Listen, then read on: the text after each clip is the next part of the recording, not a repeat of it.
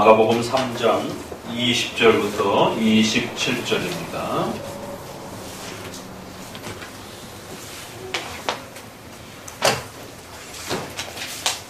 제가 봉독합니다.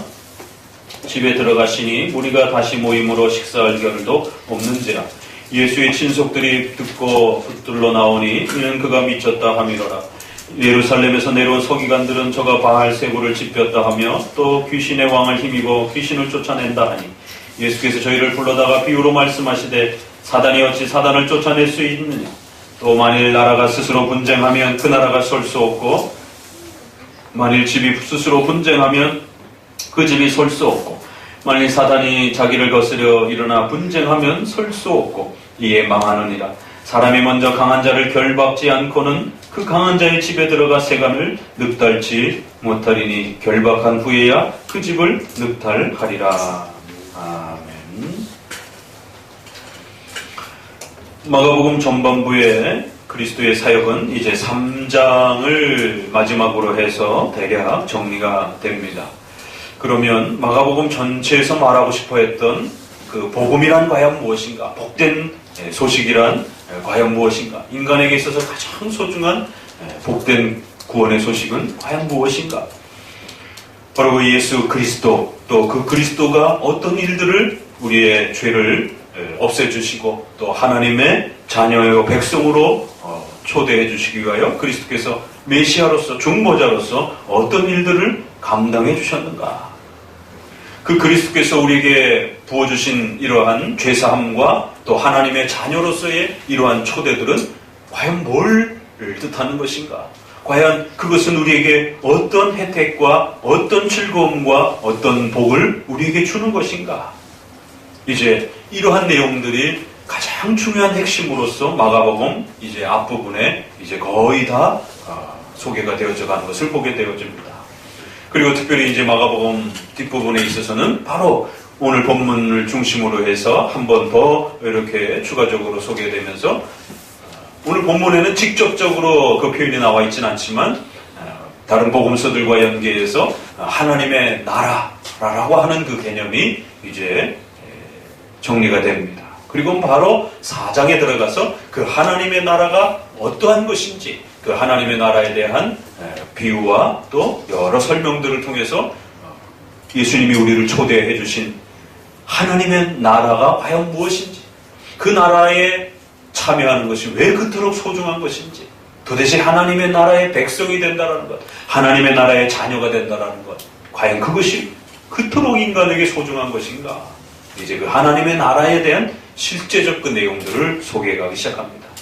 그렇기 때문에 흐름을 봐서는 오늘 본문에서는 또 그 하나님의 나라가 얼마나 소중한 것인지에 대한 이제 강조와 또 그 하나님의 나라를 세워주기 위해서 그리스도께서 이 땅에 오셨다라고 하는 아주 중요한 또 그러한 서론적인 또 선언적인 그러한 모습으로서 하나님의 나라의 이 소중한 의미와 성격들을 앞서서 또 이제 초반부의 내용들을 마무리하는 것을 보게 됩니다. 결국 그런 차원에서 보게 되면 우리가 지난 12제자를 세워주시고 그 12제자를 중심으로 해서 이 땅에 보이는 교회, 하나님이 세워주신 사람들을 권위를 위탁하고 그 권위자가 그 교회의 성도들을 통치하고 다스리면서 예배의 신앙 공동체로 또 하나님의 말씀을 배우는 또 성경을 배우는 신앙 공동체로서 그렇게 또 보여지는 조직과 질서와 체계를 갖추고 보이는 그러한 신자들이 함께 신앙 고백을 한 성도들이 모여서 예배와 말씀과 복음을 전하는 이러한 귀한 교회적 모습이 또 하나님의 나라의 모습으로서 또 그렇게 얼마든지 또 소개되어질 수 있는 것입니다. 그러니까 이제 3장 후반부에 12사도를 세우는 그 장면이나 또 그 하나님의 나라에 들어가기 위해서는 반드시 영적 싸움을 해야 한다라고 바로 인간의 영혼을 사로잡고 있는 악한 마귀와 그 귀신들을 파괴하고 깨트려야만 되는 사탄의 나라를 파괴해야만이 하나님의 나라에 들어올 수 있다라고 하는 그러한 형태로서 또 문맥의 전체 흐름들이 그렇게 소개되어지는 것을 보게 됩니다. 교회를 중심으로 해서 이 땅에 존재하고 있는 가시적인 그러한 하나님의 나라로서의 교회의 12제자의 모습을 소개하시고, 그 나라에 들어가기 위해서는 반드시 사탄의 나라라고 하는 것을 깨트려야 된다는 것과, 그리고 나서는 이제 본격적으로 4장에서는 그럼 하나님의 나라가 얼마나 소중하고 그 하나님의 나라가 무엇인지 이렇게 또 흐름을 가지고 있는 것을 보게 됩니다. 그래서 일단은 3장까지 복음이 무엇인지, 복음이 얼마나 소중한 것인지와 관련된 우리가 다뤄야 되는 그러한 각각의 소중한 가르침들이 대략적으로 이제 이렇게 한번 마무리가 되고, 또 본격적으로 이제 4장, 5장을 통해서 하나님의 나라의 그 의미와 핵심을 분명하게 소개해주고 난 다음에 5장 후반부로부터는 본격적으로 이제 그 하나님의 나라가 이 땅에서 교회라고 하는 질서들을 통해서 그리스도의 역사심과 인도함을 통해서 어떤 방식으로 펼쳐져 가는지에 대한 좀 더 상세한 이야기들이 개별적 사건들을 통해서 이제 후반기까지 펼쳐져 가는 것입니다. 이처럼 항상 성경을 읽을 때는 그 성경이 끌고 가고자 하는 문맥의 흐름을, 맥락을 잘 이해하면서 각각의 문장과 그 의미를 설명하기 위해서 부각시키는 그 특정한 단어들을 잘 찾아내면서 그렇게 그 본문의 의미와 뜻을 최종적으로는 교리적으로 그렇게 찾아가면서 그렇게 깨달아진 그러한 가르침과 교리들을 내 삶 안에 어떻게 적용할 것인지 또 그렇게 헤아려 가는 것입니다. 자기 마음의 감동대로 막 읽는 것이 결코 아닌 것입니다. 또 자신의 어떤 필요에 따라서 병이 들었으면 어떤 치료에 대한 부분만을 목적으로 그렇게 성경 구절을 찾아간다라면 치료하는 부분만 눈에 들어오는 것이고 나머지는 안 들어오는 것이에요. 글귀들은. 또 어떤 직업에 대한 문제, 돈의 재정에 대한 문제만 관심을 갖고 있다라면 결국 그 비슷한 표현들을 갖다가 전부 다 재정을 채워준다라고 하는 구절로 그렇게 자기적으로, 악의적으로 그렇게 편집하면서 자기 마음대로 끌어내서 결국 성경을 읽게 되는 것입니다. 그래서 성경을 읽을 때는 주관적인 흥분된 마음을 차분히 가라앉히고 성경 그 자체가 말하는 그 내용을 객관적으로 잘 따라가려고 하는 것이 가장 먼저 우리 장로교의 성경 읽기입니다. 그리고는 그 내용들을 이제 내 안에 어떻게 적용할 것인가에 대한 성령의 내적인 조명과 역사심을 통하여 주관적인 강력한 결단과 의지의 그러한 또 헌신과 결단이 따라붙는 것입니다. 반드시 객관적인 토대 위에 주관적인 그러한 결단과 헌신이 따라붙는 것이지, 주관적인 그러한 자신의 그런 감동을 가지고 난 다음에 그리고 나서 자기가 깨달은 것을 객관화하게 되면 큰일 나는 것입니다. 자, 오늘은 그런 면에서 이제 이러한 하나님의 나라에 들어가기 위해서는 반드시 영적 싸움이라고 하는 이 영적 권세에 대한 문제들을 이해해야 되고, 사탄의 나라를 이해해야 되고, 결국 이러한 죄에 속박된 이 올가미와 또 이러한 사탄의 종노릇하고 또 마귀의 종노릇하며 어둠의 권세 아래 갇혀있는 이러한 영적인 속박에 대한 문제들을 이해해야 하고 깨달아야 된다는 것입니다. 예수님이 그토록 지금까지 말씀해 오시면서 이 땅에 죽으러 오셨다. 참 얼마나 가슴 철렁한 이야기입니까? 하나님이 우리에게 오셨는데 죽으러 오셨다. 이렇게 그리스도께서 이 땅에 오셔서 죽으러 오셨다라고 이렇게 표현하는 것이에요. 그렇기 때문에 유대인들에게 있어서는 엄청난 충격이었고, 보이는 국가적이고 영토적인 왕국을 꿈꿨던, 부귀영화와 권세를 꿈꿨던 유대인들에게 있어서는 죽으러 오셨다라고 하는 그리스도, 그리고 그 그리스도가 내가 하나님이다라고 하는 그 고백은 수용할 수가 없었다. 결코 수용할 수 없었고, 오히려 자기들이 기대하고 소망했던 그 하나님의 나라, 자기들이 원했던 그 하나님의 나라를 일거에 깨트리고 망가뜨리려고 하는 그 그리스도를, 또 그리스도의 제자들을 결코 가만둘 수가 없었던 거예요. 그렇기 때문에 오히려 로마인들은 그냥 멀찌감치 바라보고 있는데, 오히려 불신자들은 멀찌감치 바라보고 있는데, 오히려 그리스도와 그 제자들의 사역과 그 복음의 활동들을 가장 강력하게 반대한 자들은 오히려 하나님을 잘못 이해한, 구약을 잘못 이해한 유대인들이었다는 사실은 오늘 우리에게도 매우 큰 충격을 주게 됩니다. 결국 올바른 신앙으로 접근하고 바르게 그리스도를 알아가고 성경을 바르게 이제 깨닫고 우리가 소유하고 그 성경과 함께 살아가려고 할 때 오늘 우리 시대의 가장 큰 방해거리는 오히려 불신자가 아닙니다. 오히려 기독교인이라고 하는, 오히려 기독교의 모습을 가지고 잘못 해석해냄으로 인하여 성경의 의미를 망가뜨리고 성경에서 가르치는 이러한 하나님의 나라, 죄사함의 나라, 바로 예수 그리스도의 죄사함과 의로움을 통하여 하나님의 자녀요 하나님의 나라의 백성이 되는 이 영광스러운 복음을 마치 부귀영화를 얻고 또 세상의 권력과 권세를 차지할 수 있는 이러한 번영신학과 기복신앙과 이러한 물질주의적인 이러한 또 사회 정치적인 그러한 복음으로 변형시키는 이러한 기독교의 이름을 들고 나타나는 수많은 또 그러한 종교인들에 의해서 훨씬 더 많은 어려움과 고통을 당하게 되는 것을 보게 됩니다. 결국 이것도 영적 싸움인 것입니다. 사탄이 자신의 나라의 백성들로서 있었던 그 죄인들을 결코 하나님의 나라의 자녀여 백성으로 빼앗기지 않으려고 하는, 그렇기 때문에 그동안 자기가 왕노릇하면서 그렇게 지배했던 자기의 백성들을 결코 그리스도에게 빼앗기지 않기 위해서는 칼과 죽음으로 위협하기도 하는 것입니다. 때로는 그리스도를 곡해하고 하나님을 곡해하고 성경을 곡해해서 하나님을 잘못 이해하도록 그렇게 또 종교적인 유혹과 미혹을 통해서 결국 그리스도를 이해하지 못하게 하고 죄사함을 이해하지 못하게 하고 하나님의 나라를 이해하지 못하게 하는 것입니다. 오늘 본문에는 우리가 한꺼번에 다루기에는 좀 더 심각하고 중요한 내용이 있어서 구별해서 좀 나누었습니다. 성령 회방죄라고 하는 이 신약 성경에 있어서 가장 이해하기 어려운 그 표현이 오늘 본문에서 이제 등장을 합니다. 그래서 이 성령 회방죄가 무엇인지는 좀 더 뒤로 미루고 그러한 경고를 하기 직전까지의 소개되어지는 영적 싸움에 대한 사탄의 나라에 대한 이러한 또 내용들을 먼저 보고자 합니다.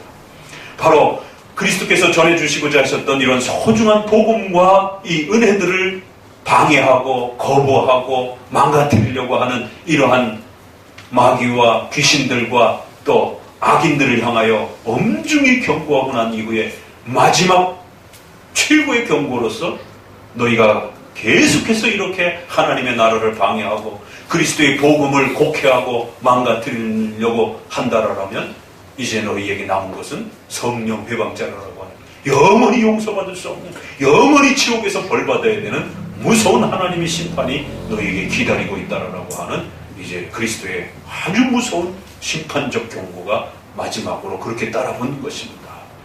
오늘은 이제 그 경고를 하기 직전까지의 그러한 또 그리스도께서 귀신 들렸다라고 하는 이러한 종교 지도자들이 그리스도를 그렇게 곡해하고 그리스도가 전하는 그 복음을 마치 잘못된 것처럼 그렇게 비난하는 이 장면들을 통해서 오늘 우리에게 가르치고자 하는 이 영적 싸움의 실체와 영적 싸움의 이 깊이와 또 영적 싸움의 이 무서움이 얼마나 심각한 것인지 우리에게 또 가르쳐 주고 계신 것을 보게 됩니다. 결국 그리스도께서 이 땅에 오셔서 죽으러 오셨다라고 하는 이 고백은 결국 사탄의 나라에 속박되어 있던 그 자들을 구해내기 위해서는 첫 번째는 죄를 지어 하나님 앞에 정죄받아 영원히 지옥에서 죽어야 된다라고 하는 이 하나님의 무서운 정죄, 이 정죄는 반드시 인간이 죽어야만이 죄값을 짊어지고 죽어야만이 해결되는 문제입니다. 그래서 한편으로는 정죄의 문제를 해결하기 위해서 그리스도께서 이 땅에 죽으러 오셨다라고 말씀하신 것이고, 두 번째로는 그 죄를 짊어진 인간들이 더 이상 이제 하나님을 섬기지 못하기 때문에 사탄이 그 죄인들을 이용해서 자기의 나라의 백성처럼 그렇게 핍박하고 또 괴롭히면서 그 죄를 지배하면서 그 죄로부터 벗어나지 못하도록 또 그렇게 강력한 권세로서 그 죄인들을 자기 백성처럼 그렇게 가두어놓고 그렇게 왕노릇하는 이러한 사탄의 영적 권세가 깨어져야만이 인간은 구원의 이 영광스러움을 회복할 수 있다라고 결론적으로 말씀하신 것입니다. 우리가 앞부분에서는 죄에 대한 문제들을 계속해서 봐왔습니다. 결국 하나님 앞에 정죄받은 이 죄의 문제는 반드시 십자가의 죽음으로 죄값을 치러야 된다라고 하는 그 죄사함에 대한 문제가 해결돼야만이 인간은 구원받는다라는 것. 그리고 이제 뒤 후반부로 와서는 귀신을 내쫓던 여러 사역들을 마무리해 가시면서 왜 이렇게 귀신을 내쫓고 그 악마들의 권세를 제압하고 막아내야 되고 깨트려야 되는 그 이유는 결국 그 죄인들은 결국 그 죄 때문에 사탄의 지배에 종노릇하면서 속박을 받고 있는 그런 상태에 있기 때문이라는 것입니다. 그래서 한편으로는 그 죄값을 치르며 하나님의 그 심판의 이 정죄 문제를 해결하시면서도 또 한편으로는 그 죄 때문에 사탄에게 지배 노릇당하고 있는 그 모든 악의 권세 문제를 반드시 깨트려내야만이 죄의 종노릇하며 그 죄 때문에 사탄의 종노릇하는 불쌍하고 연약한 인간을 구원해내실 수 있다는 것입니다. 이처럼 인간을 구원해낸다라고 하는 이 문제는 단지 돈으로 되는 문제가 아닙니다. 어떤 권력과 명예로 되는 문제가 아닙니다. 결국 인간이 하나님 앞에 벌받은 이 정죄의 문제는 그 죄 때문에 사탄이라고 하는 이 무서운 권세 앞에 속박되어 종노릇하는 이 죄의 속박은 반드시 십자가의 피 흘림으로 죽음으로써 해결이 되어야 되고 또 그 정보자가 사탄과 그 세력들을 지배 세력들의 그 권세들을 강력하게 영적 권세들을 깨트려 주심으로 인하여 우리는 그 모든 속박으로부터 자유롭게 되어지고 또 하나님의 무서운 정죄로부터 또 의롭게 되어질 수 있는 구원의 복을 누릴 수 있다라고 이렇게 두 개의 커다란 복음으로 우리가 나아가기 위해서 복음의 초대를 받기 위해서는 정죄의 문제도 해결이 돼야 되고 그 죄 때문에 우리가 속박되고 갇혀서 영원히 종노릇하게 되고 있었던 그 사탄의 속박으로부터도 깨트려져야 된다는 것이. 요 두 개 중에 요 뒷부분을 잘못 이해해가지고 요 뒷부분만 강조하는 것이 소위 말해서 우리나라의 그 김기동 목사를 중심으로 한 그 마귀론 이 바로 여기로부터 또 한쪽만 강조하면서 그렇게 또 마치 그게 구원인 것처럼 그래서 모든 삶과 생활 속에서 귀신아 나아가라 이것만이 마치 구원의 본질인 것처럼 이렇게 또 곡해를 해놨던 것입니다. 복음으로 초대하기 위해서는 인간이 처한 이러한 하나님으로부터의 정죄와 또 그 죄 때문에 사탄의 종노릇하는 이러한 영적인 그 속박과 권세의 문제들을 분명히 성경은 우리에게 가르쳐주고자 했던 것입니다. 바로 이 두 문제를 그리스도께서 해결하셨다라고 말하는 것입니다. 그래서 오늘은 특별히 이러한 사탄의 나라로 그렇게 지배되어져 있는 앞부분에서는 잠깐 개별적으로 이렇게 귀신 들린 사람들을 내쫓았다라면 이제는 한번 그 전체를 마무리하면서 왜 도대체 그렇게 귀신 들린 자들의 그러한 그 사건과 그 일들이 복음서에서는 그렇게 중요한 것인가? 그러니까 이것은 오늘날 어떤 특정한 신자가 귀신에 들려가지고 그 귀신을 쫓아내느냐 안 쫓아내느냐 이런 문제하고는 그렇게 크게 연관된 문제가 아닙니다. 그래서 우리가 오순절 성령 그의 그 은사와 관련된 사도적 은사의 연속성과 단회성을 이야기할 때에 귀신 들린 문제까지도 포함해서 단회적으로 이렇게 많이 또 해석하기도 합니다. 왜냐하면 오늘날은 초대교회와 같은 그러한 방식으로서의 귀신 들림이 쉽게 찾아볼 수가 없습니다. 정신분열이라든가 다양한 방식으로 이렇게 귀신 들린 것처럼 보여지기도 하고 또 물론 그런 어떤 현상이 있을 수는 있지만 과거에 십자가에 죽으시기 전에 사탄이 왕노릇하면서 귀신 들려가지고 그들을 지배했던 이 방식들은 사탄의 왕노릇함이 대표되어지고 상징되어지는 그런 의미들을 가지고 있었던 것입니다.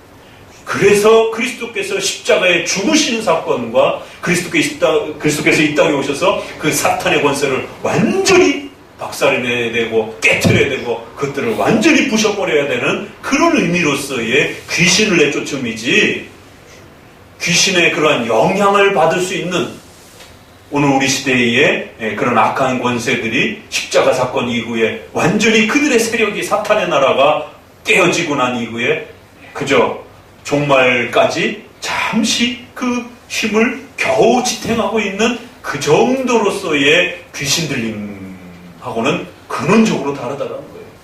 적어도 십자가 사건의 왕노릇할 때에 귀신 들려가지고 그들을 지배했던 사탄의 어마어마한 권세와 지금 사탄의 모든 권세와 실체가 파괴되었습니다. 무너졌다라고 말합니다. 종말까지는 그저 산발적으로 그 나라가 그리스도의 십자가 사건으로 깨어지고 난 이후에 그저 게릴라전처럼 산속에 숨어있다가 성도들을 괴롭히고 이 정도의 수준으로 그렇게 영향력을 끼치는 아주 볼품없는 수준이라는 것입니다. 그걸 마치 초대교회에 이런 귀신 들림의 어떤 사건하고 동일하게 연속시켜가지고 마치 그리스도께서 귀신을 내쫓은 것처럼 오늘날도 그 귀신을 내쫓아야만이 마치 구원의 어떤 핵심이 이루어지는 것처럼 이렇게 이야기하면 안 된다는 거죠. 그래서 목회자가 어떤 특정한 한 성도를 귀신 들렸다라고 판정하는 것은 정말 목회자 스스로도 목숨을 걸고 그렇게 판정해야만 한다는 거예요. 의사가 암이 걸렸다라고 판정하기 위해서는 최종적으로 자기의 의사의 면허를 걸고 그렇게 오진이 아닌 것에 대한 그런 확신을 갖고 해야 되는 것처럼 한 개인을 갖다가 구원받지 못했다, 또 세례를 안 주겠다라고 하는 이러한 그 당회적 질서 속에 구원의 표시인 세례를 거부할 때에는 또 이렇게 한 개인이 귀신이 들린 것처럼 이렇게 해석할 때는 그 한 개인을 마치 사망 선고를 내린 거죠. 그 개인에게 명예와 그 개인의 인격에 있어서는 엄청난 충격적인 그러한 또 선고가 될 수 있기 때문에 정말 목회자의 모든 명예를 걸고 혹시라도 귀신의 그러한 영향력 때문에 이상한 어떤 반응을 보인다든가라고 한다라면 충분히 헤아리고 충분히 검증되어지고 충분히 정말 그것이 확인되어질 때 어떤 경우에 귀신 들림의 초대교회와 같은 그런 강력한 귀신 들림은 아니랄지라도 귀신의 어떤 그런 괴롭힘 정도 수준에서의 그런 영향력으로서의 부분을 우리가 살펴볼 수는 있습니다. 그러나 아주 조심해야 된다는 것이죠. 뭐 툭탁해갖고 조그만 이상한 소리 한다라면 귀신 들렸다라고 그러면서 한 개인을 그렇게 인격적으로 모독하고 그 귀신 들렸다고 그러면 주변 사람들이 그걸 어떻게 보겠습니까? 저도 그런 피해를 당해봤어요. 청년 때. 그래서 주변 사람들이 제 근처에 오지도 않고 막 그 한 개인의 그런 신앙적 판단 때문에 한 사람의 인격이 완전히 그 신앙 공동체로부터 파괴되어지고 망가질 수 있는 이러한 위험들을 고려하지 않고 너무 경솔하게 우리 주변에 그렇게 샤머니즘과 신비주의 때문에 아무나 다 떼고 그냥 귀신 들렸다라고 그렇게 오류를 범하는 이러한 일들이 있어서는 안 되는 것입니다. 결국 이 복음서에서 말하는 귀신 들림이란 오늘날 귀신 들림의 그런 수준이 아니라 그리스도의 십자가가 사건이 일어나기 전에 사탄이 왕노릇하며 떵떵거리며 그 죄의 속박 속에서 종노릇하는 모든 죄인들을 지배하면서 자기가 왕노릇하던 바로 그런 왕적 권세로서의 그 사탄의 지배력을 말하는 것입니다. 그렇기 때문에 적어도 그리스도께서는 이 땅에 오셔서 하나님의 정죄의 문제를 십자가의 죽으심으로 해결하면서 동시에 그 사탄의 지배 노릇에 종노릇하며 숨도 못 쉬고 그 영적인 속박 속에 죽어나가는 그 불쌍한 인간들을 사탄의 지배로부터 끊어내기 위해서는 강력하게 그 사탄을 몰아내시고 그 사탄의 권세를 파하시는 그러한 그리스도의 어마어마한 권세를 보여주셔야만 됐던 겁니다. 왜? 로마의 속박보다 더 무서운 것은 바로 그 사탄의 지배력이기 때문에.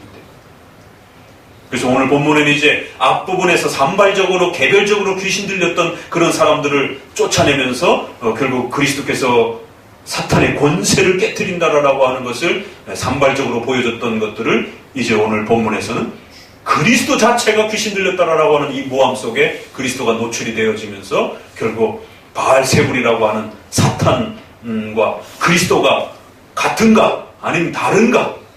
그리스도는 그 바알세부를 깨트리기 위해서 왔다라고 하는, 사탄을 파괴하고 깨트리기 위해서 왔다라고 하는 이 핵심을 오히려 이제 그동안 나누었던 이 사탄의 권세의 성격과 의미가 무엇인지를 쭉 설명해 가시다가 이제 3장 이 후반부에서는 그 사탄의 실체인 바로 악한 권세의 실체인 사탄과 마귀의 이로서 표현되어지는 그 대장 노릇을 하는 바알세북이라고 하는 이러한 사탄의 권세를 그리스도께서 어떻게 깨뜨리실 것인지, 그리스도께서 그 사탄의 실체를 보다 훨씬 더 강력한 권세를 가지고 계신 분이다라는 것을 오늘 본문을 통해서 우리에게 소개함으로써 우리 인간이 구원의 이 영광스러움과 복을 누리는 것이 얼마나 위대하고 가슴 벅찬 일인지, 하나님의 그 정죄 문제를 해결하는 것도 감격스러운 것이고, 더 나아가 우리의 죄 때문에 사탄이라고 하는 이 무서운 존재 앞에 태어나면서부터 죽을 때까지, 또 죽고 나서도 영원히 지옥에서 사탄과 함께 그렇게 그 죄의 속박 속에서 고통받아야 되는 이 영적인 속박이 얼마나 무섭고 두려운 것인지를 분명하게 드러내 주시면서 이러한 영적 속박으로부터, 사탄의 속박으로부터 우리를 구원하시기 위해서 이 땅에 그리스도께서 오셨다는 것을 아주 선명하게 드러내 주시는 것을 보게 됩니다. 자, 그런데 놀라운 것은 이 본문을 소개하기에 앞서서 짤막한 구절이 하나 더 소개가 됩니다.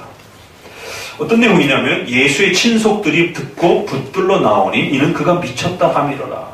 요한복음 우리 7장 5절을 한번 봅니다.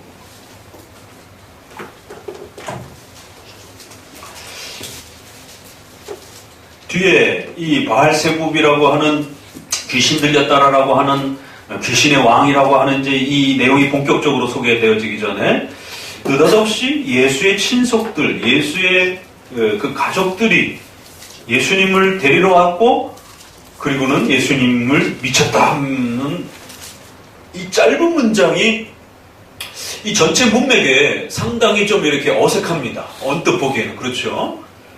문맥하고 잘 안 맞는 것 같고, 왜 갑자기 이 가족들이 와서 예수님을 데리러 온 이 사건이 마가복음에서는 이렇게 서로 연결되었는가? 요한복음 7장 5절 같이 읽어봅니다. 이는 그 형제들이라도 예수님을 믿지 아니함이로라. 예수님의 그 가족들이 형제들이라 이렇게 했을 때 그 형제들은 직계 형제인지 아니면은 먼 사촌 형제인지 또 그 가족들인지 다 해석할 수가 있습니다. 왜냐하면 헬라어라고 하는 것은 이렇게 그 부분을 정확하게 이렇게 꼬집을 수 없기 때문에 전체를 다 포함해서 이렇게 볼 수 있어요. 그래서 오늘 이 본문도 그 친속들이라고 했을 때는 어떤 본문에는 측근들이라고 이렇게도 번역이 되어 있어요. 그렇지만 또 다른 또 우리 번역들처럼 이렇게 친속들이, 가족들이라고 이렇게 해서 조금 더 요한복음과 가까운 그러한 가족 개념으로 이렇게 한정해서 번역을 한 것들도 있고, 대표적인 킹제임스라든가 이러한 그 영어 쪽 그 권위 있는 또 성경 본문에서는 그의 측근들, 그의 제자들, 가장 가까운 그런 사람들 뭐 이렇게 포함해서 약간의 해석의 차이는 있지만 어찌됐든 가장 가까운 그 사람들이 예수님을 지켜보다가 이제는 예수님을 향해서 예수님 미쳤다. 이거 상당히 심각한 말입니다. 그렇죠? 아니, 가족들이나 측근들이 이 여태 예수님을 이렇게 보다가 그 요한복음에 뭐라고 얘기를 하냐면 예수님이 유명해졌습니다. 이제 저기 예루살렘 그 핵심 도시에 가갖고 좀 나타내셔갖고 우리도 그 옆에서 좀 이렇게 한자리 하면서 좀 이렇게 좀 부귀영화도 좀 이렇게 누릴 수도 있고 뭐 좀 얻을 수 있지 않을까요? 예수님 우리 예루살렘으로 가십시다. 이제 이런 장면이에요. 그런 장면 속에서 이는 그 형제들이라도 예수님을 구주로 믿지 않는 것. 정치적인 어떤 그러한 뭔가 부귀영화를 누릴 수 있는 어떤 그러한 그리스도의 행동으로 이렇게 생각을 하는 겁니다. 왜냐하면 당시에는 그 독립운동에 대한 어떤 그런 그 열정을 가진 사람들이 존경을 받기도 하고, 또 랍비들처럼 선생님 역할을 하는 사람들이 또 특정한 또 명예를 받기도 하고, 명예를 누리면 당연히 거기에 또 돈이 또 이렇게 권세가 또 이렇게 일정한 부분 따라 붙는 것이. 그리고는 또 오늘 이 귀신 들렸다, 바알세봅이다. 그러면 너희의 아들들은 누구를 힘입어서 쫓아내느냐라고 예수님이 이렇게 이제 책망했을 때 그 유대인들, 너희 사람들은 도대체 누구의 이름으로 그러면은 귀신들을 쫓아내는 거냐? 너희들도 귀신을 쫓아내고 있냐라고 하는, 너희들도 하나님의 이름으로 귀신을 쫓아내고 있는 그런 무리들이 있지 않는, 그러니까 유대인들 안에는 또 그렇게 제사장의 어떤 그러한 권세를 이렇게 연결해가지고는 귀신을 내쫓는 그러한 또 퇴마사 같은 그런 역할을 하는 사람들이 있었습니다. 왜냐하면 당대는 병원이 많이 이렇게 발달되지 않았던 시대였기 때문에 이렇게 이상하고 막 햇소리하고 막 이러면 제사장이라든가 또 랍비라든가 또 그쪽 계통에서 특별히 퇴마 어떤 이런 그 귀신을 내쫓는 어떤 것에 조금 전문성이 보여지는 어떤 그런 사람들을 구별해가지고 퇴마사처럼 그렇게 또 귀신을 내쫓는 그런 무리들이 있었어요. 그러다 보니까 그런 사람들은 당연히 또 돈이 생기게 되고 명예를 누리게 되고, 그러니까 예수님의 측근들과 이 가족들도 예수님 막 기적을 일으키고 막 귀신을 내쫓고 이러니까 야, 이거 잘하면 돈이 되겠구나 이제 이런 생각들을 할 수 있는 것이죠. 그래서 정치적인 어떤 또 경제적인 안정을 취하고 싶었던 이제 그런 어떤 잘못된 그리스도에 대한 이해들이 많은 곳곳에서 또 보여집니다. 그러다 보니까 귀신 들렸다라고 예수님을 곡해해가지고 예수님을 공격하는 그 장면과 한쪽에서 예수님의 측근들이, 가족들이 예수님을 이용해가지고 부귀영화를 누리면서 뭔가를 꿈을 꿨는데 이게 예기치가 않은 것이에요. 뭔가 사람들이 좀 몰려들 것 같으면 예수님이 자꾸 도망가시고 산속으로 가시고 혼자 그냥 기도하시고 바닷가로 나가서 그냥 제자들하고 성경 공부를 하고 계시고, 이거 뭐 자꾸만 좀 모아질 것 같으면, 돈 좀 받을 것 같으면 야 줄 서 이제 귀신 내쫓으려면 돈 내놔 이러면서 이제 뭔가 좀 이렇게 본격적으로 이렇게 할 것 같으면 예수님 피해 가시는 거죠. 그러던 중에 우리가 3장, 2장에서 본 것처럼 그 시대의 가장 중요한 유대의 바로 랍비를 중심으로 한 서기관들, 바리새인들, 종교 지도자들이 본격적으로 예수님을 이제 모함하기 시작했고, 예수님을 공격 대상으로 타겟으로 정해놓고 집중적으로 예수님을 그 사역들을 비난하기 시작하면서 공격하기 시작했단 말이에요. 그러니까 자칫 잘못하면 유대인들의 그 대표적인 그 사회의 중심축을 형성하고 있는 권세자들로부터, 종교 지도자들로부터 눈밖에 나게 되면 돈이고 뭐고 그 유대인들 안에서 생활을 할 수가 없는, 따돌림을 당할 수가 있는 거죠. 그러니까 이거 돈은 둘째치고 예수님을 따라다녔다가는 잘못하면 우리도 도매급으로 잘못하면 이게 예수님을 죽이려 했지 않습니까? 그러다 보면 우리도 죽임을 당할 수 있고 또 어떤 법적으로 피해를 당할 수도 있지 않겠는가? 벌써 분위기가 상당히 많이 이렇게 바뀌어 있는 것을 보게 됩니다. 오늘 본문에서는 예루살렘에서 서기관들이 역부로 갈릴리까지 내려와가지고는 의도적으로 예수님을 법적으로 모함을 걸기 위해서, 공격하기 위해서 그 엄청난 거리를 그렇게 찾아와가지고는 그렇게 예수님을 공격할 정도면 벌써 갈릴리 지역 전체에서도 예수님에 대한 부정적인 인식들이 상당히 많이 퍼질 수밖에 없었던 것입니다. 그러니까 예수님의 측근들이 돈 좀 벌까 이렇게 생각했다가 이거 사태를 빨리 파악해야 되겠다. 그러니까 선수를 친 거예요. 그래갖고는 자기들이 먼저 와가지고는 예전에는 예수님이 최고입니다. 예수님한테 오면은 귀신 내쫓을 수 있습니다. 병 고칠 수 있습니다. 빨리빨리 줄 서세요. 접수비는 내야 됩니다. 뭐 이제 이런 식의 어떤 그 부귀영화에 대한 종교를 이용해서, 기독교를 이용해서 배를 채우고자 하는 이러한 번영적인 이러한 신앙관이 그제나 지금이나 여전히 똑같은 것입니다. 복음을 착각하면 그 복음으로 권력을 차지하려고 하고 복음으로 돈을 벌려고 하는 이러한 잘못된 신앙들은 동일한 것이에요. 벌써 이 정도까지 심각해지자 측근들 중에 잘못 예수님을 이해했던 자들이 예수님에게 다가와가지고는 저분이 미쳤어요 이러는 거예요. 그래야 벌써 자기들도 보호가 될 수 있고, 예수님이 저렇게 귀신을 내쫓고 저렇게 열정적으로 막 이상한 행동들을 하고 그러는 모습들을 보면 전 정상이 아닙니다. 저거는 미친 행동이지 상당히 이상한 그런 사람의 모습입니다. 분명히 이 이 사건과 뒤에 귀신 들림의 사건은 다른 것 같은데 묘하게 이렇게 맞물려 있어요. 내용적으로.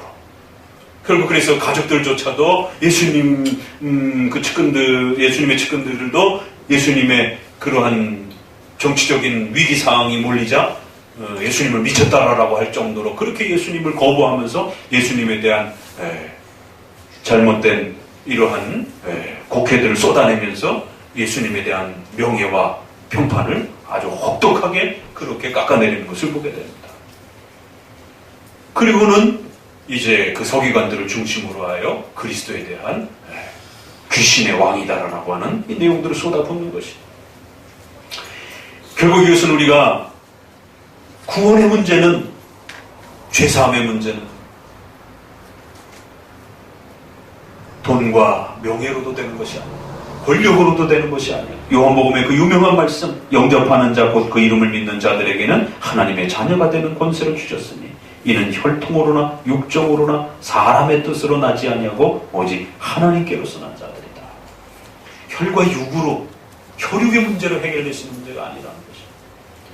구원의 문제라는 게 얼마나 어려운 것인지를 이러한 단편적 사건들을 또 연결하면서 그 사탄에 속박되어 있는 이 불쌍한 인간들, 이 죄의 비참함 속에 갇혀있는 마귀의 권세 아래 놓여있는 이러한 인간들은 결코 돈으로, 권세로, 혈육의 문제로 이 구원의 문제를 해결할 수 있는 게 아니라는 겁니다. 그래서 얼핏 보면 다른 문제지만 결국 이 사탄의 속박에서 벗어날 수 없다라고 하는 것을 좀 더 강력하게 설명하기 위해서 혈육들조차도 알아볼 수 없는, 혈육의 문제는 가장 가까운 문제인 거예요. 결국 돈, 권세, 어떤 것으로도 가족이 위험에 처한다라면 기꺼이 손을 내밀어서 돕고 싶은 게 인간의 본능인데, 구원의 문제는 그렇게 가까운 피부치와 같은 그런 가까운 측근들과 같은 그렇게 혈육으로 맺어진 그 사랑으로도 해결할 수 있는 문제가 아니라는 것입니다. 왜? 그건 사탄의 속박에 묶여있는 영적 싸움의 본질이기 때문에 그렇다고. 이 땅에서 혈육의 문제로 해결 안 되는 게 어디 있어요? 혈육의 문제는 돈이 없어도 대출을 내서라도 자기 장기를 팔아서라도 자기 장기를 줘서라도 혈육을 살리고 싶은 게 그게 인간의 본성인 겁니다. 그러나 구원의 문제는 그런 혈육의 뜨거움으로도 해결이 안 된다는 거예요. 오히려 혈육들조차도 예수님을 미쳤다라고 그러면서 등한시하고 외면할 정도로 결국 구원의 문제는 영적인 죄의 속박과 사탄의 속박이라는 게 이렇게 무서워서 인간을 이중 삼중 첩첩산중으로 인간을 그렇게 죄 아래 갇혀서 사탄의 종로로 타도록 그렇게 지배되어지도록 족쇄로 채우는 그런 영적 족쇄라는 것입니다. 그래 이제 본격적으로 그 서기관들이 예수님을 향하여 귀신의 왕이다. 결국 이 말을 하고 싶었던 거죠. 그동안 수많은 논쟁들을 거쳐가면서 결국 예수님을 향한 최종적 결론은 예수님은 하나님이시고 또 중보자로서 이 땅에 오신 메시아로서 죄사함을 행하실 수 있는 권세를 가지신 분이요 안식일의 주인이시다라고 그렇게 우리에게 가르쳐줬음에도 불구하고 인간의 눈에는 그 그리스도가 자기들에게 돈과 명예를 자기들이 꿈꾸던 그러한 국가적인 그러한 나라를 회복시켜주지 않는다. 그들의 눈에 비춰진 성경에서 말하는 그리스도는, 성경에서 말하는 진리는 오히려 의미가 없는 것이 당신은 귀신의 왕이다 라고 그렇게 비난할 정도, 미쳤다 라고 비난할 정도로 자기들의 욕망을 채워주지 않는 그런 기독교는 오히려 따돌림을 받고 결국 내쳐지는 것입니다. 성경은 우리에게 이러한 영적 속박에 대한 문제들을 여러 차례 경고를 합니다. 조금 더 확장해서 보고자 하면 고린도후서 2장 12절에는 이는 우리 스스로 우리로 사단에게 속지 않게 하려 합니다. 우리로 그 괴계를 알지 못하는 바가 아니로다. 사탄에게 속지 않아야 된다라고 성도들조차도 사탄에게 속지 않도록 조심해야 되고 그 사탄의 괴계, 사탄의 속임수와 사탄의 전략, 사탄의 그러한 방식들을 정확하게 잘 터득해서 성도들이 항상 조심하고 자신들을 지켜갈 수 있도록 그 사탄의 공격에 노출되지 않도록 사탄에 속지 않아야 한다라는 그런 엄중한 또 이런 책망과 또 권면이 있는 것을 보게 됩니다.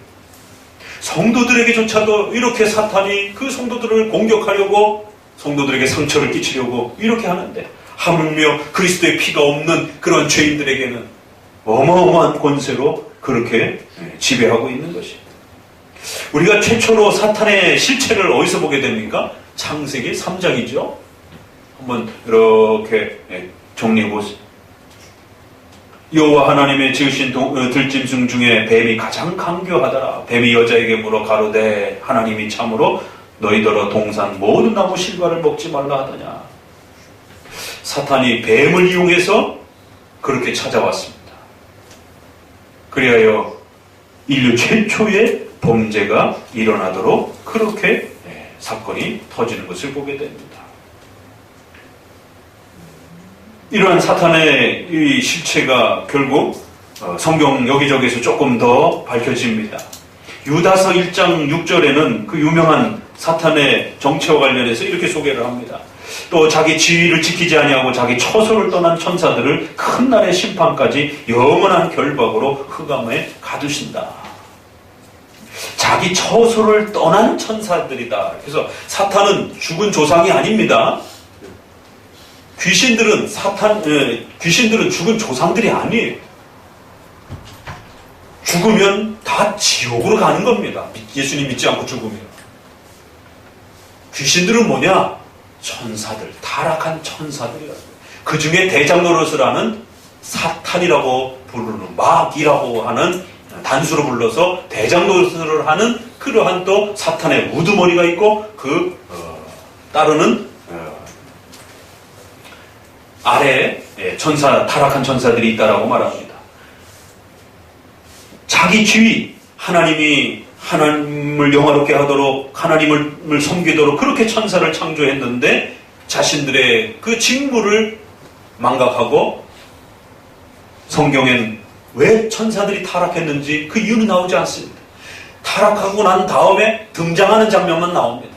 그래서 우리가 구약을 해석하면서 추론할 정도뿐이에요. 자신의 지위를 지키지 않고 하나님의 명령을 따르지 않고 결국 하나님을 배반하고 거역한 그러한 천사들이 있다라고 말하는 것이에요. 그래서 그러한 천사들이 타락하여 결국 귀신들이 되었고 그 귀신들 중에 대장 노릇을 하는 사탄과 마귀가 있다라고 말합니다. 요한계시록에서는 이것을 조금 더 자세하게 이렇게 표현하는데요. 큰 용이 내어 쫓기니 옛뱀 곧 마귀라고도 하고 사탄이라고도 하는 온 천하를 꿰는 자라. 땅으로 내어 쫓기니 그의 사자들도 저와 함께 내어 쫓깁니다. 옛뱀 마귀라고 하는 사탄이라고 하는 그 지도자가 있고 그 지도 천사를 통해서 함께 그렇게 따라 타락한 또 천사들이 있어서 함께 내어 쫓겼다 이렇게 말합니다. 내가 또 들으니 하늘에 큰 음성이 있어 가로되 이제 우리 하나님의 구원과 능력과 나라와 또 그의 그리스도의 권세가 이루었으니 우리 형제들을 참수하던 자 곧 하나님 앞에서 밤낮 참수하던 자가 쫓겨났고 여러 형제가 어린 양의 피와 자기 증거하는 말을 인하여 저를 이겼으니 그들은 죽기까지 자기 생명을 아끼지 아니하였도다. 그러므로 하늘과 그 가운데 거하는 자들은 즐거워하라. 그러나 땅과 바다는 화 있을진저 이는 마귀가 자기의 때가 얼마 못된 줄 알므로 크게 분내어 너희에게 내려갔다. 이렇게 표현을 합니다. 그래서 마귀가 있고 그 마귀를 따르는 악한 천사들이 이렇게 구성되어 있는 것을 보게 됩니다. 그래서 성경은 적어도 천사들의 등급이 있다는 것을 이렇게 대략적으로 알려줍니다. 좀 더 그 하나님의 보좌 가까이에서 이렇게 수종드는 천사들이 있고 그래서 가브리엘 또 미가엘 또 이러한 천사들이 등장을 하기도 하고 그 외에 뭐 또 스랍이라든가 그룹들이라든가 이런 표현들이 나오기도 하고 그래서 그 히브리어를 어떻게 해석해야 될지가 상당히 어렵습니다. 그러나 분명히 성경에서는 천사장이라는 표현도 나오기도 하고 이렇게 해서 다양한 등급 정도가 있다는 것을 성경은 이야기합니다. 그러나 우리 장로교에서는 개인의 수호천사 개념은 그거는 이방 문화에서 들어온 거기 때문에 수호천사 개념은 받아들이지 않습니다. 그걸 또 이렇게 성경적인 것처럼 또 이렇게 적용하는 또 이런 해설들이 있는데 장로교에 있어서는 수호천사 개념을 없습니다. 전 천군 천사가 우리 성도 한 사람을 다 지켜고 도와주고 보호하는 것이지 한 천사만 도와주는 게 아니에요.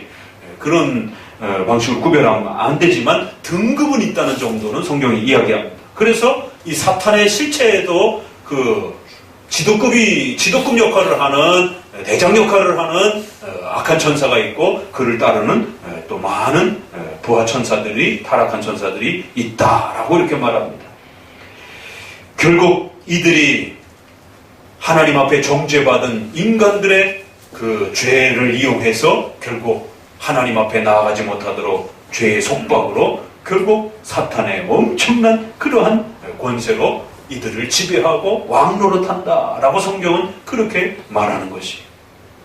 그래서 사탄의 이 지배력은 단순한 족쇄와 단순한 지배력이 아니라 인간의 몸과 영혼 전체를 지배할 수 있는 그런 막강한 권세로서의 그러한 사탄의 지배력을 우리에게 가르칩니다. 사탄은 처음부터 그런 존재는 아니었습니다. 근데 인간이 죄를 범하고 타락함으로 인해서 결국 그 사탄의 지배가 그렇게 서로 맞물려 버렸다는 것이죠. 그렇기 때문에 사탄의 지배력은 크게 둘로 나눠집니다. 하나는 인간의 구원 문제에 있어서 엄청난 그 족쇄의 속박으로 그렇게 지배력을 행사하고 있고, 하나는 생활 문제 속에 강력한 지배력을 그렇게 또 지배하고 있는 것입니다. 사탄은 단지 우리 인간의 마음과 영혼에 대한 문제뿐만 아니라 우리 육체와 전 삶 속에 영향력을 끼치기도 하고 방해하기도 하고, 또 더 나아가서 구원의 본질적인 문제까지도 막고 방해하는 것을 보게 됩니다. 에베소서 2장 1절에는 이렇게 표현합니다. 너희의 허물과 죄로 죽었던 너희를 살리셨도다. 그때 너희가 그 가운데서 행하여 이 세상 풍속을 쫓고 공중 권세 잡은 자를 따랐으니 곧 지금 불순종의 아들들 가운데 역사하는 영이라. 전에는 우리도 다 그 가운데서 우리 육체의 욕심을 따라 지내며 육체의 마음에 원하는 것을 하여 다른 이들과 같이 본질상 하나님의 본질상 진노의 자녀였다. 공중의 권세 잡은 자를 따르면서 그렇게 종노릇하며 속박되어 있었다라고 말합니다. 또 디모데후서 2장 26절에는 저희로 깨어 마귀의 올무에서 벗어나 하나님께 사로잡힌 바 되어 그 뜻을 쫓게 하실까 함이라. 마귀의 올무에 속박되어 있다 이렇게 표현합니다. 누가복음 8장 12절에는 길가에 있다는 것은 말씀을 들은 자니 이에 마귀가 와서 그들로 믿어 구원을 얻지 못하게 하려고 말씀을 그 마음에서 빼앗는 것이요. 그 유명한 씨 뿌리는 비유에서 보게 되면 마귀가 그 말씀을 듣고 성도가 불신자가 말씀을 듣고 그 복음의 초대를 깨닫고 예수님을 영접하면 구원의 역사가 일어나는 겁니다. 그래서 마귀는 절대로 불신자들에게 말씀이 귀에 들어가지 않도록, 일단 중세시대 천년에는 성경을 읽지 못하도록 그렇게 막았습니다. 성공했습니다. 근데 하나님께서 인쇄술을 우리에게 주셔가지고 집안의 모든 곳곳 책장에 성경책이 꽂혀 있도록 하셔서 그 마귀의 전략을 완벽하게 깨트려 버렸습니다.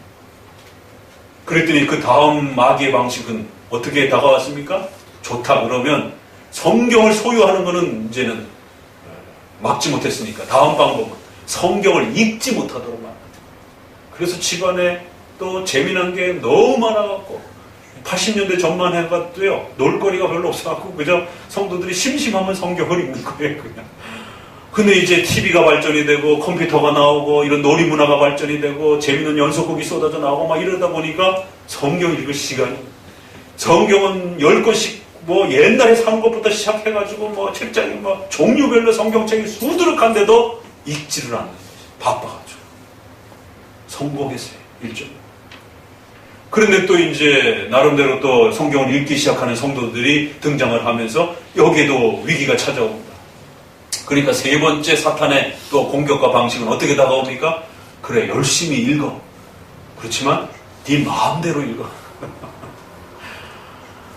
전통적으로 우리가 지난 교회론에서도 본 것처럼 목회자를 세워서 훈련된 목회자를 통하여 적어도 그 교단적 질서 속에서 성경의 해석의 일정한 규범과 또 공교회의 해석의 기준이라고 하는 이 해석적 규범을 따라서 이 성경을 잘 해석하도록, 성경 해석이 너무 지나치게 주관적으로 펼쳐져 버리게 되면 누구의 해석이 맞는지 알 수 없는 그러한 오류와 혼란 속에 빠진단 말이에요. 저마다 다 자기가 읽은 것이 옳다라고 말하면, 저마다 목회자들이 다 자기가 설교하는 게 가장 옳다라고 그러면 누구의 설교가 가장 맞습니까? 그 많은 설교들이 다 비슷하면 괜찮아요. 그런데 주제 하나를 가지고 전부 다 다르게 말을 해버려요. 그러면 누구의 말이 맞는 겁니까? 정반대로 말을 하면 어느 걸 선택해야 됩니까? 난리가 났어요. 자기 소견에 옳은 대로 해석하는 거예요. 목회자들의 해석도 신뢰하지 않는 것이에요. 결국 오늘날은 해석의 춘추전국 시대가 되어버렸어요. 아무도 성경 말씀에 권위 있는 해석을 가질 수가 없어요. 일정 부분 성공하고 있습니다. 사탄의 지배력이란 이처럼 말씀을 빼앗기 위해서 온갖 방법을 동원하고, 불신자가 그 말씀을 깨닫고 배우고 이해하기 시작하고, 그 말씀에서 가르쳐지는 그리스도를 통한 복음의 이 비밀을 성령의 도우심으로 깨닫기 시작하면 구원의 역사가 일어나는 겁니다. 그래서 1단계는 일단 말씀을 못 듣게 하는 거예요. 말씀을 깨닫지 못하게 하는 거예요. 말씀을 들을 수 있는 자리에, 교회의 설교 자리에 못 들어가게 하는 거예요.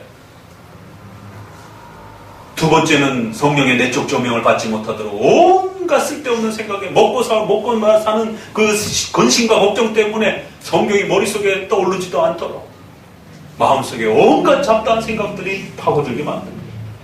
아무튼 이처럼 마귀는 인간의 구원의 문제에 있어서 하나님의 말씀 앞에 나아가지 못하도록 구원을 방해하고 강력하게 공격한다라고 말합니다. 사도행전 10장에 보니 하나님이 나사렛 예수에게 성령과 능력을 기름 붓듯 하셨음에 저가 두루 다니시며 착한 일을 행하시고 마귀에게 눌린 모든 자를 보죠. 마귀에게 눌렸다, 이런 표현을 듣습니다. 그러니까 성경 여러 곳곳에서는 인간이 사탄의 종노릇하고 사탄의 그 무서운 권세 앞에, 족쇄 앞에 그렇게 죄의 지배력을 당하고 있는 이 심각한 모습을 다양한 방식으로 표현해 줍니다.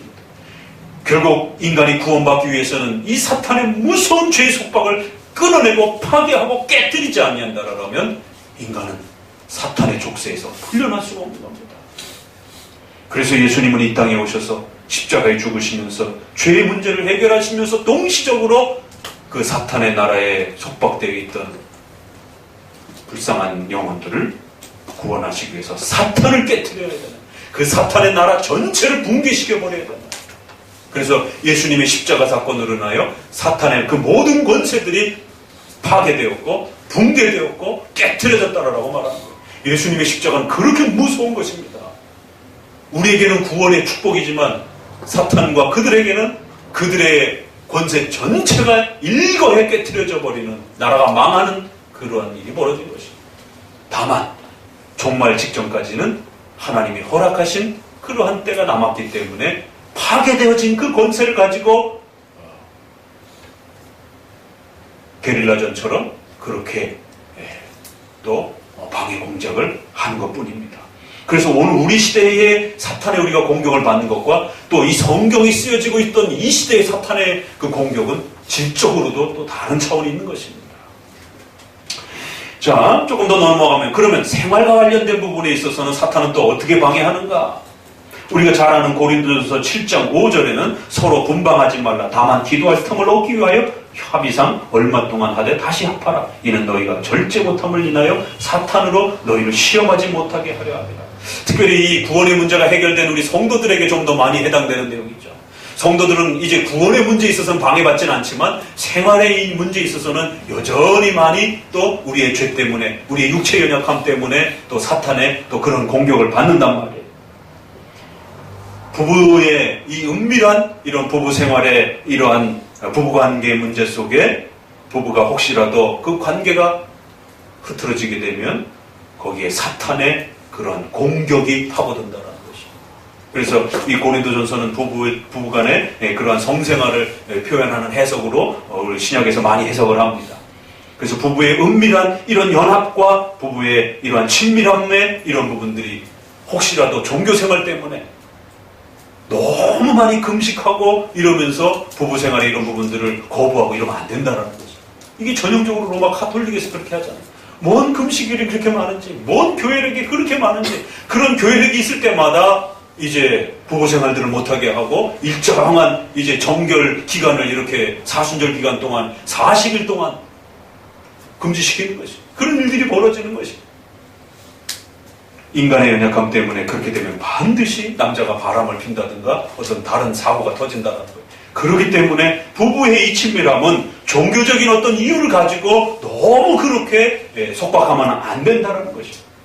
종교적인 어떤 특별한 어떤 이 기도할 틈이라고 하는 이런 정말 목숨을 내놔야 되는 무슨 가정의 어떤 그런 위기가 아닌 이상에는 금식한다라고 그러면서 부부 생활에 이렇게 소홀히 한다든가 이러면 안 된다라는 것이 참 얼마나 기가 막힌 말씀입니까?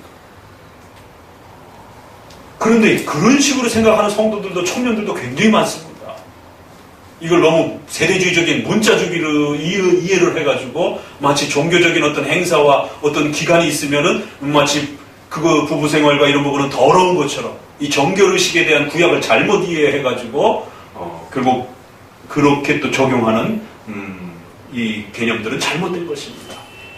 정말 아주 위기를 겪는 그런 경우가 아니라면 교회 생활과 부부간의 이러한 생활들은 얼마든지 같이 갈 수 있다는 것이에요.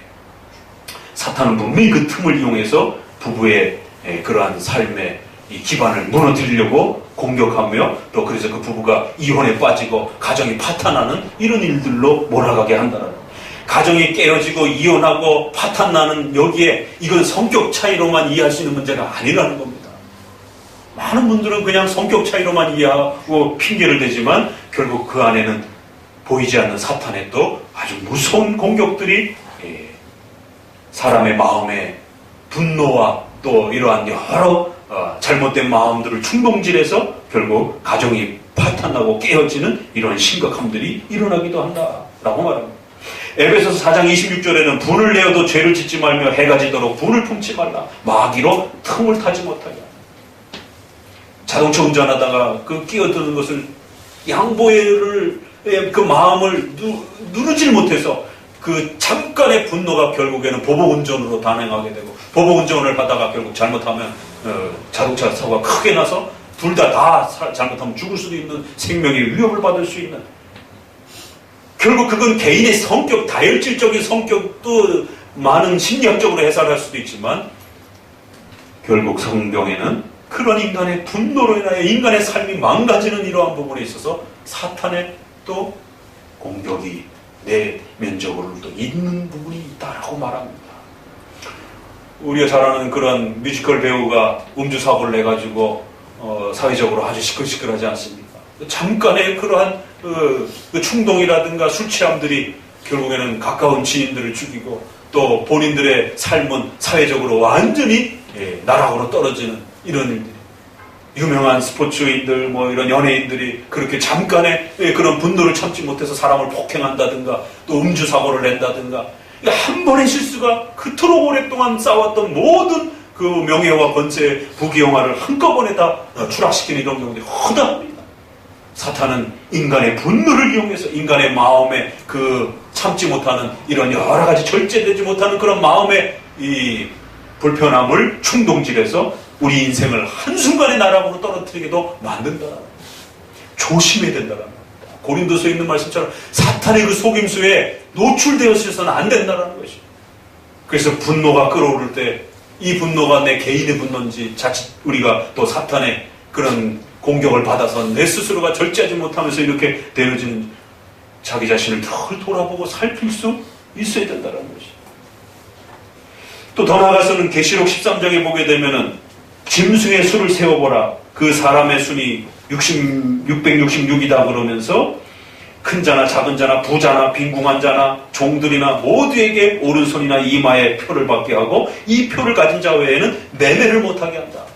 이걸 세대주의로 해석하게 되면 여기에 무슨 진짜 표시가 있는 것처럼 해석하는 것이고 장로교에 있어서는 이것은 국가사회 전반을 거쳐서 크리스찬들이 삶의 생활을 못하도록 신앙의 양식을 지키게 되면 사회생활을 직장생활을 할 수 없을 정도로 그렇게 대놓고 핍박을 하게 되는 그러한 여러 가지 핍박의 사회적 경우들을 말하는 것으로 해석을 합니다.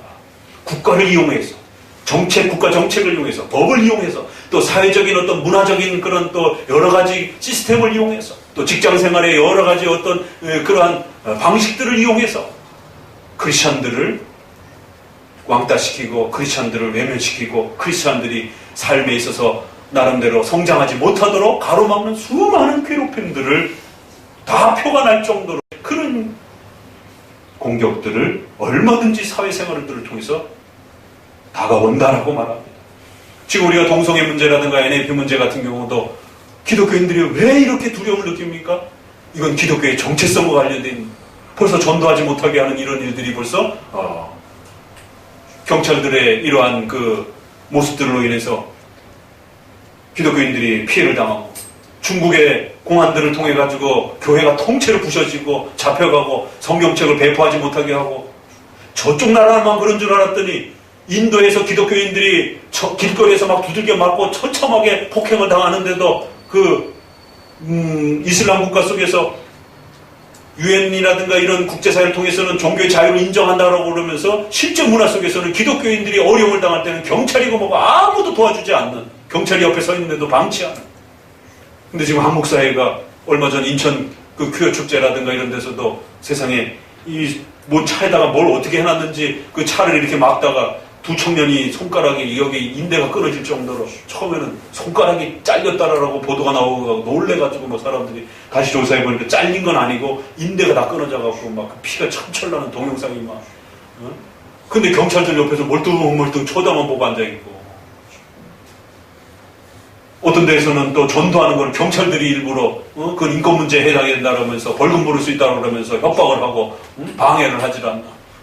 목사님들이 수갑에 채워가지고 세상에 경찰차에 잡혀가고 동성애 세상에 홀딱 벗고 그렇게 빤스만 입고 돌아 그럼 풍기물란죄에도 걸릴 수가 있는 거예요. 일단 그 모법에 상위법에 만약에 일반인들이 그렇게 속옷만 입고 돌아다녀 보세요. 그 풍기물란죄로 걸려갑니다. 근데 동성애라고 하는 그 집회를 통해서 그런 복장을 입고 다니면 왜 안 걸리냔 말이에요. 이게 지금 우리 한국 사회에 지금 심각한 문제. 법으로 보호하지 않는. 그리고 그거를 막으려고 하는 그리스도인들을 오히려 그렇게 법적으로 압박을 하는 지금 중국에서나 벌어질 법한 그런 일들이 우리 사회에서 지금 벌어지고 있습니다. 사탄의 영향력이란 이처럼 국가가 사탄이라 이렇게 해석하면 그건 좀 지나친 해석이죠. 그러나 그 국가는 언제든지 기독교를 박해하는 방식에 있어서 사탄에 이용당할 수 있다는 것이 성경의 가르치는 것입니다. 교회를 박해하지 않을 때 얼마든지 우리가 존중하고 국가의 위정자를 또 복종할 수 있습니다. 그러나 교회를 박해하고 예배드리지 못하게 하고 교회가 목숨처럼 지키는 교회의 독립성과 교회의 가치들을 훼손하려고 한다라고 합니다. 그건 사탄의 또 이러한 심각한 영향력을 국가 위정자들과 결국 사회문화가 받으면서 교회를 괴롭히고 교회를 없애려고 하는 그러한 사탄의 영향력을 받고 있는 것이에요. 그렇기 때문에 크리스찬들은 예민하게 깨어 있어야 된다는 겁니다. 이게 단순한 국가 정책의 문제인지 아니면 결국 이러한 정책들 하나하나 결국 쌓여서 결국 교회 전체가 없어지는 이제 이러한 사탄의 궁극적인 이러한 영적 싸움의 그러한 우회적인 또 속임인지 면밀히 깨어 있어야 된다는 것이죠. 왜냐하면 계시록 13장에 연결해서 바다에서 한 짐승이 나오는데 이건 장로교에서 신약을 해석할 때 대표적으로 국가를 말합니다. 그래서 그 국가가 결국에는 교회를 핍박하는 이러한 역사가 교회 역사 속에 누누이 있었습니다.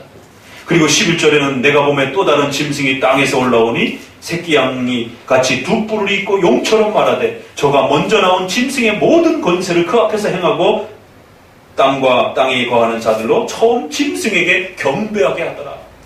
참 희한한 장면이 나오죠. 땅에서 올라온 이 짐승은 주로 거짓 목사들, 거짓 종교 지도자들을 말하는 적그리스도를 표현하는 바로 종교적 악한 자들을 해석할 때 땅에서 올라온 짐승이라고 말하는데 이 종교적 지도자들이 첫 번째 올라온 짐승, 국가의 이러한 위정자들과 국가의 권세자들을 이렇게 칭찬하면서 그들을 따르도록 그런 방식으로 그렇게 교회를 핍박하게 될 것이다. 종교 지도자들과 국가의 권세가 결국 교회를 핍박하는 두 거대한 세력으로 그렇게 설 수도 있다라고 말합니다. 오늘 본문을 통해서 이처럼 사탄의 실체에 대한 부분에 대해서 오히려 서기관들이 예수님을 마귀라고, 사탄의 그 귀신들의 왕이라고 하는 바알세불이라고 하는, 바알은 우리가 많이 들어봤죠. 구약에서 가장 많이 등장하는 그 가나안 신이 바알신입니다.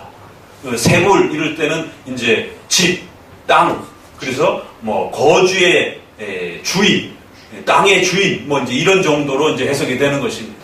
이제 유대인들은 통상적으로 그 가나안에 대한 그 혐오적인 또 이런 미움이 있었기 때문에 귀신의 그런 대표적인 표현으로서 사탄을 표현할 때 이렇게 바알세불이라고 또 이렇게 불러왔던 것입니다.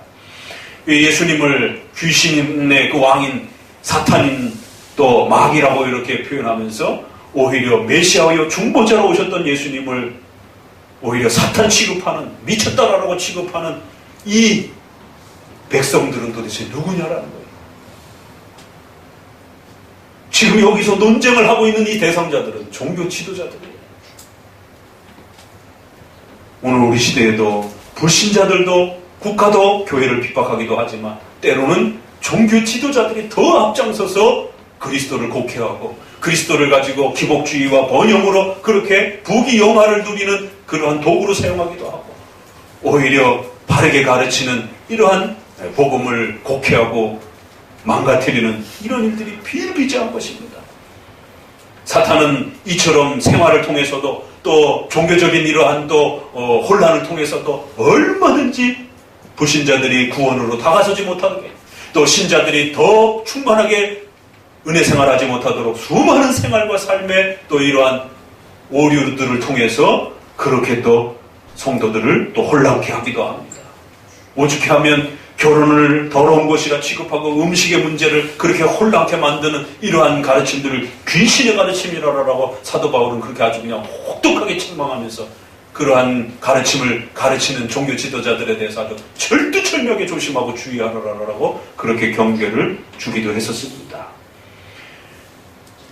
오늘 본문을 통해서 그리스도에 대한 이러한 아주 강력한 반감들과 거부감들은 단순한 종교 지도자들의 그러한 미움과 시기 질투 문제로 생각할 문제가 아니라는 것입니다.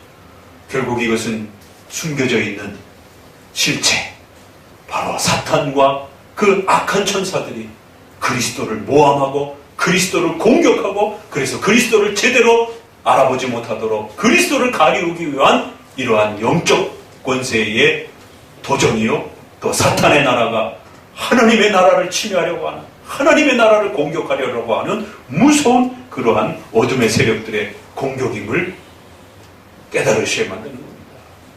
종교 지도자를 이용해서 때로는 로마라라고 하는 국가 위정자를 이용을 해서 그리스도를 죽음으로 몰아가는 이 총체적인 이런 위협과 핍박들은 결국 초대교회에도 있었고 또 오늘 우리 시대도 그렇게 연장성산에 있는 것입니다. 결국 우리가 구원받았다라고 하는 것은 이렇게 무서운 사탄의 지배력과 악의 권세로부터 우리를 구원해 주신 그 거대한 은혜인 거고 예수님이 이러한 은혜를 베풀기 위하여 이 땅에 그렇게 오신 것입니다. 우리를 부자로 만들어주기 위해서 오신 것이 아니라 우리를 이 사탄의 속박으로부터 해방시켜 주셔서 하나님의 나라로 초대하고 그 하나님의 자녀로서 살아가는 이 영광스러움을 누리기 위해서 와주신 것입니다. 이 본질을 놓쳐버리게 되면 항상 기독교는 물질주의가 되고 또 기복주의가 되고 또 사회 정치적인 그러한 또 오류가 발생이 되는 것입니다. 오늘 말씀을 통해서 이 사탄의 영적 권세로부터 우리를 그 속박으로부터 구원해 주신 예수 그리스도의 은혜가 얼마나 감사하고 위대하고 귀한 것인지 또 특별히 우리 크리스천들에게 있어서는 다양한 생활의 방식들을 통해서 우리 삶에 또 더 성경적으로 나아가지 못하도록 말씀과 함께 나아가지 못하도록 우리의 성도들의 삶 속에 끊임없이 다양한 사회 윤리적 문제를 가지고 또 크리스천들을 또 공격해오고 또 크리스천들이 또 시험에 들게 만들고 또 여러 가지 방식으로 또 사회적으로 또 성장하지 못하도록 그렇게 방해하는 이 많은 방식들을 또 예리하게 깨어서 또 잘 살피시고 그리하여 거기에 흥분되어 가지고 거기에 또 마음을 빼앗겨서 우리의 삶이 한순간에 그 사탄의 공격과 또